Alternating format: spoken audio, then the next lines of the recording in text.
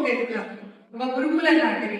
అక్కడ ఒక గురువు గారు చక్కగా విద్యార్థులు నేర్పుతూ ఉండేవాళ్ళు, స్టూడెంట్స్ అందరికి వచ్చిన వాళ్ళందరికీ. అయితే అక్కడ ఒక ఆచారం ఉంది కదా, క్లాస్ మొదలయ్యే ముందు ఒక పిల్లిని చెట్టుకు కట్టేసేవాళ్ళు. ఒక పిల్లిని చెట్టు కట్టేసిన తర్వాత కానీ గురువు గారు పాఠం మొదలు పెట్టేవారు కాదు. ఇలా చాలా ఏళ్ళు జరుగుతూ వస్తుంది.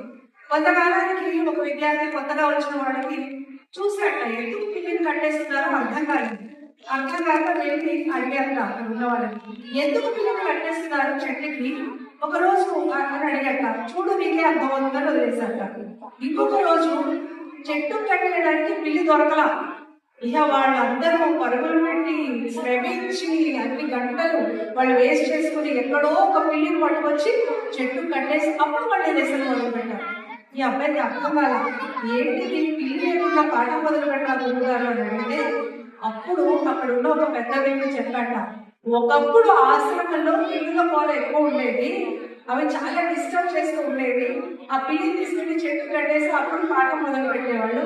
క్రమక్రమంగా అది ఆచారంగా మొదలైపోయింది. ఇప్పుడు పిల్లి లేకపోయినా వెళ్ళి వెతుకొచ్చి పని చెట్టు కట్టి పాఠాలు చెప్తున్నారు. ఇది ఇంతవరకు సబబు. మా అమ్మమ్మ ఇంత ముగ్గుల్లో వంట చేసింది, నేను కూడా అదే ముగ్గుల్లో చేస్తాను అంటే ఇప్పుడున్న రిక్వైర్మెంట్ ఏంటి, ఇప్పుడున్న టెక్నాలజీ ఏంటి, అది అడాప్ట్ అవ్వాలి కదా.